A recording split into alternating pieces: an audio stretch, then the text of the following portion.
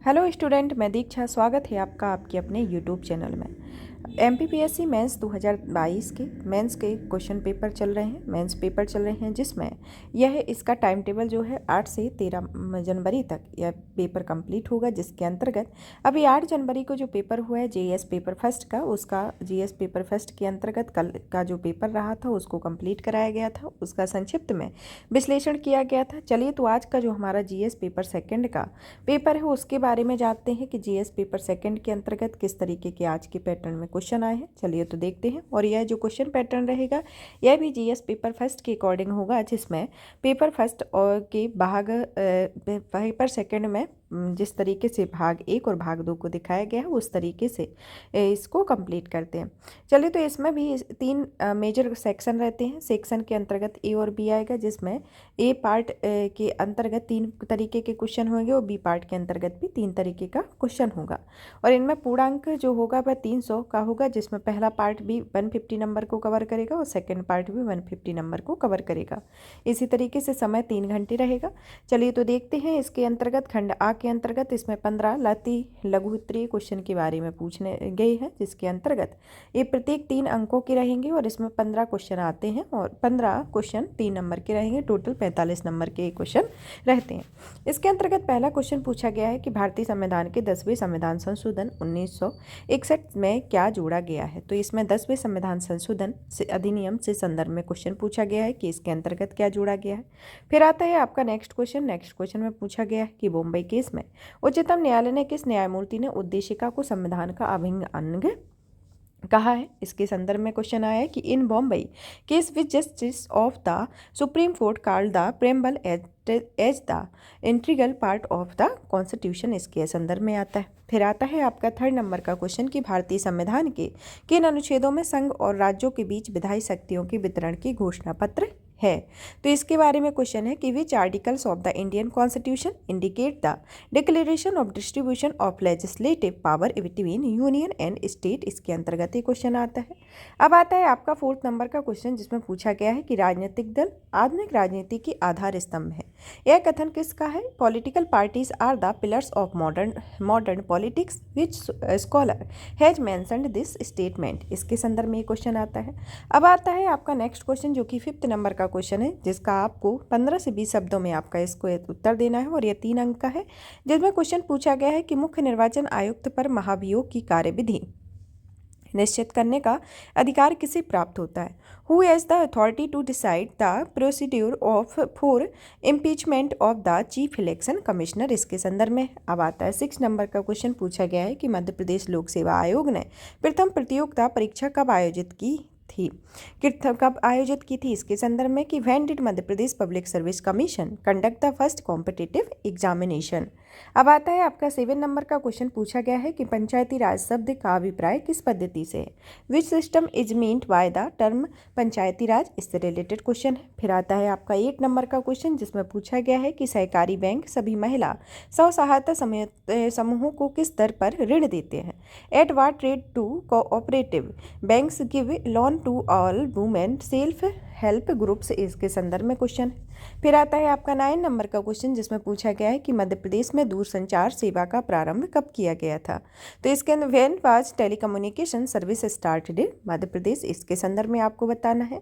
फिर आपका 10 नंबर का क्वेश्चन पूछा गया है कि हितोपदेश ग्रंथ के रचयिता कौन है। Who is the author of the book Hitopadesha, इसके संदर्भ में आता है।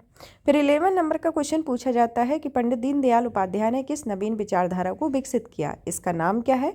Which new ideology were developed by Pandit Deendayal Upadhyay, what is its name, इसके बारे में।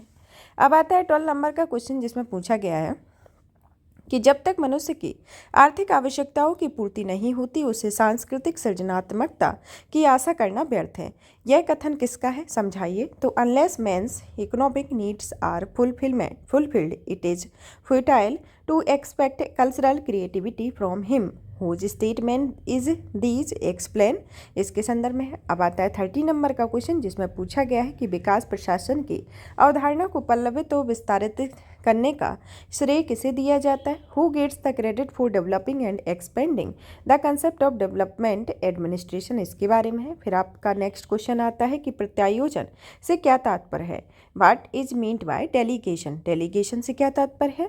फिर आता है आपका 15 नंबर का क्वेश्चन जिसमें नियंत्रण के निर्धारक तत्व किसे कहा जाता है? What are the determining factors of control, इसके संदर्भ में एक क्वेश्चन है जिसमें 15 क्वेश्चन 3 नंबर के और 15 से 20 शब्दों में इन प्रश्नों के उत्तर आपको देने हैं। अब आता है आपका सेकंड क्वेश्चन जिसके अंतर्गत 10 लघु उत्तरीय क्वेश्चन है जिसमें शब्द सीमा 50 है और इसमें 10 क्वेश्चन पूछे जाएंगे। 5 नंबर के टोटल 50 मार्क का रहेगा। अब आता है पहला क्वेश्चन इसके अंतर्गत कि संविधान के मूल ढांचे से आप क्या समझते हैं? मूल ढांचे के न्यूनतम किन्हीं 5 अवयवों को सूचीबद्ध कीजिए। What do you mean by the basic structure of the constitution? List at least 5 element of the basic structure, इसके संदर्भ में है। अब आता है आपका नेक्स्ट क्वेश्चन जिसमें पूछा गया है कि उच्चतम न्यायालय की परामर्शदाता त्रिक्षेत्राधिकार की विवेचना कीजिए। Discuss the advisory jurisdiction of the supreme court, इसके संदर्भ में। अब आपका 3rd नंबर का क्वेश्चन इसमें पूछा गया है कि 2 या 2 से अधिक राज्यों के लिए संयुक्त लोक सेवा आयोग बनाने की प्रक्रिया है, स्पष्ट कीजिए। What is the procedure for formation for a joint public service commission for 2 और मोर स्टेट्स, एक्सप्लेन, इसके संदर्भ में है। अब आता है आपका इसके अंतर्गत 4th नंबर का क्वेश्चन पूछा गया है कि भारतीय राजनीति में अन्य पिछड़े वर्गों ओबीसी के उदय के कारकों की समीक्षा कीजिए। Review the factors for the rise of other backward classes in Indian politics.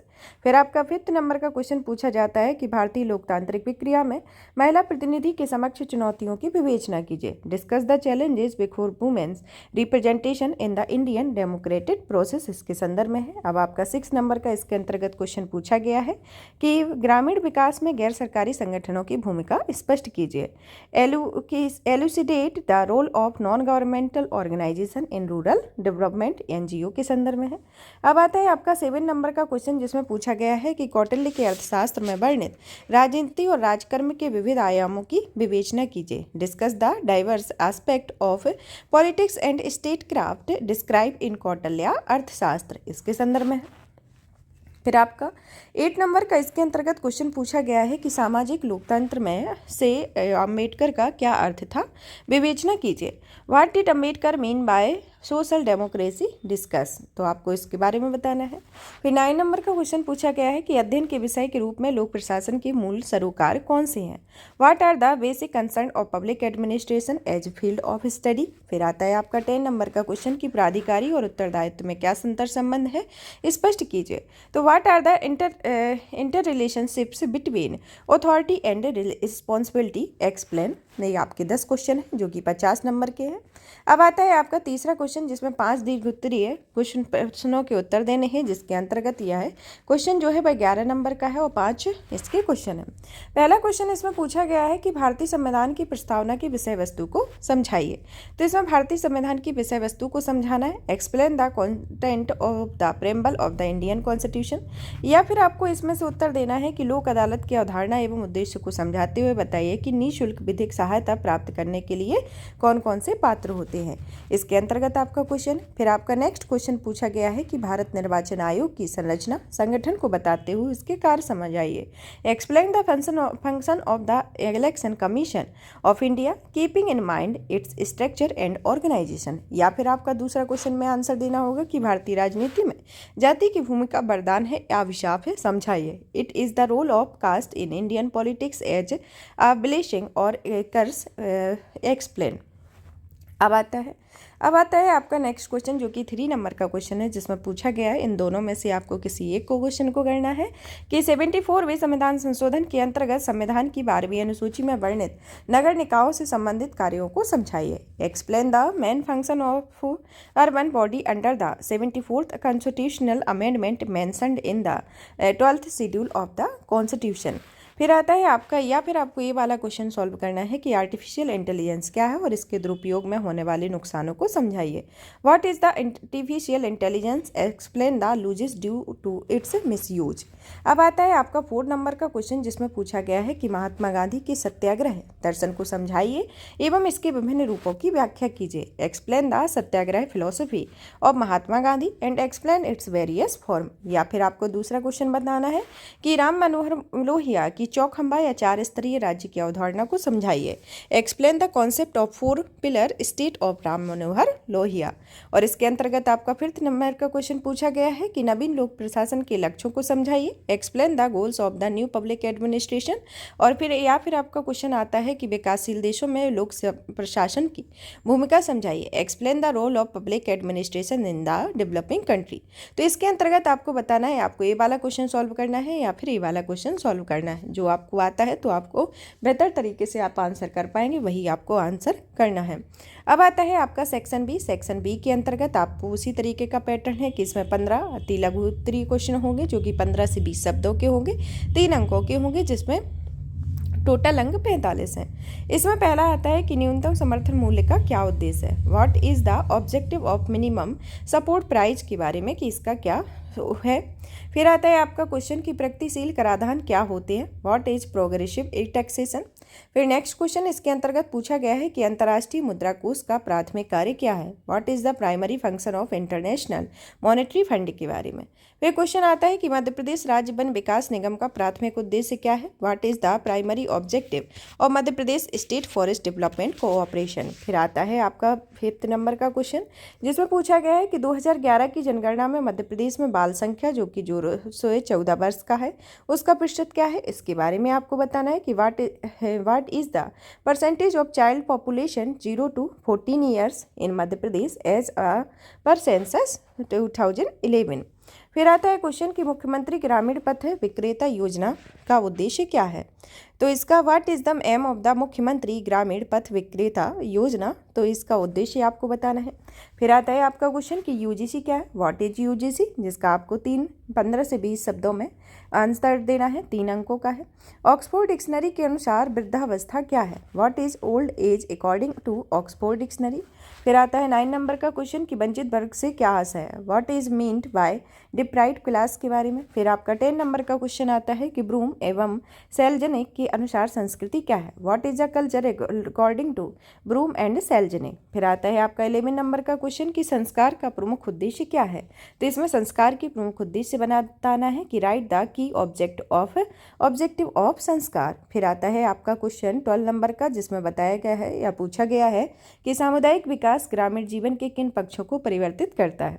Which aspect of rural life does community development change, इसके संदर्भ में है। फिर आपका 30 नंबर का क्वेश्चन आता है जिसमें पूछा गया है कि जनगणना 2011 के अनुसार मध्य प्रदेश में अनुसूचित जनजातियों की जनसंख्या कितनी है।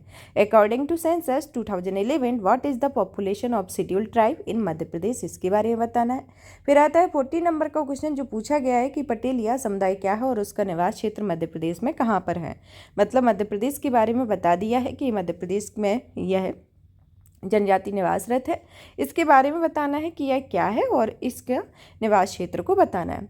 What is the Patelia community, where do they reside in Madhya Pradesh. फिर आता है आपका 50 नंबर का क्वेश्चन की प्रतिरक्षा न्यूनता क्यों होता है। व्हाट आर इम्यूनो डिफिशियंसी और क्योर, इसके संदर्भ में आपका क्वेश्चन आता है।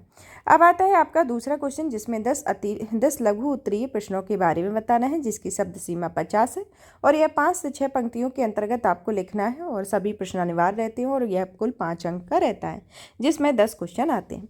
पहला आता है कि भारत में हरित क्रांति के प्रमुख घटक क्या है। What are the main component of green revolution in India.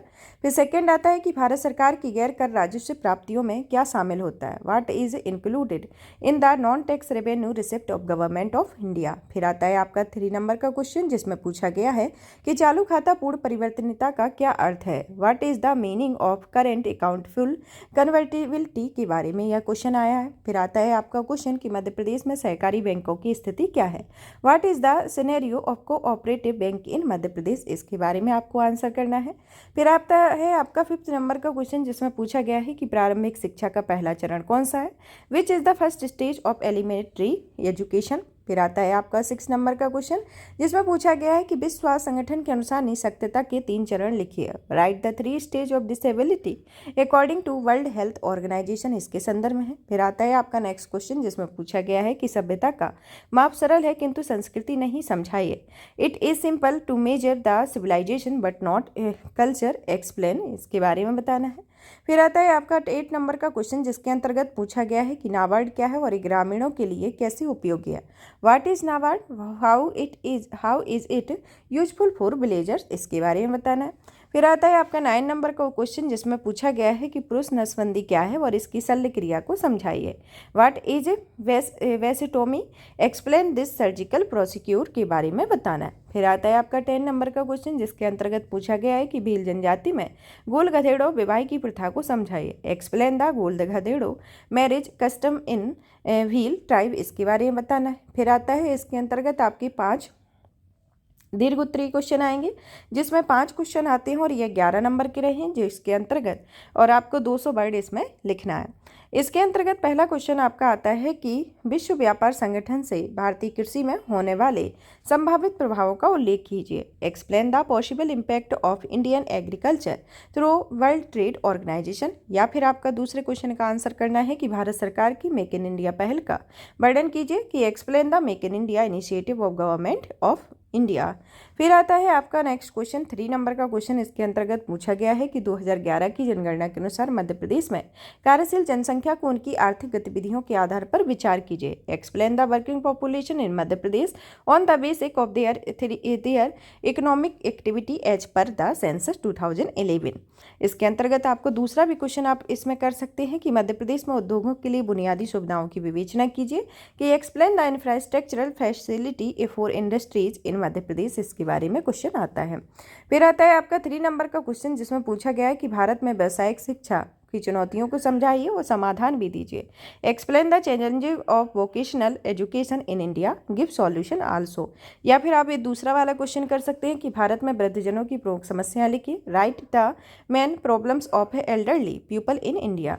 फिर आता है आपका 4 नंबर का क्वेश्चन, इसमें पूछा गया है कि पंचायती राज व्यवस्था में महिला आरक्षण की स्थिति और उनकी चुनौतियों को समझाइए। Explain the status of women reservation in Panchayati Raj system and it's challenges. या फिर आपको दूसरा क्वेश्चन कर सकते हैं कि बहिर्विवाह क्या है, या गोत्र बहिर्विवाह को समझाइए। व्हाट इज एक्सोगेमी, एक्सप्लेन गोत्रा एक्सोगेमी के बारे में आपको बताना है। अब आपका 5th नंबर का इसके अंतर्गत क्वेश्चन पूछा गया है कि जनसंख्या नियंत्रण के महत्वपूर्ण उपायों की चर्चा कीजिए। Discuss the importance measure of population control.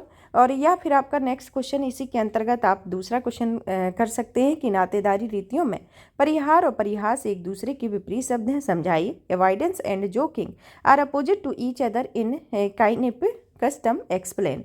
तो इसके बारे में आपको बताना है कि इसके बारे में आपको अपने प्रश्न को देना है। इसी तरीके का एक क्वेश्चन पैटर्न रहा है, जिसमें यह आज के जो कि 9 जनवरी को ये पेपर हुआ है उसके बारे में एक क्वेश्चन आया हुआ है, जो कि जीएस पेपर 2 का है।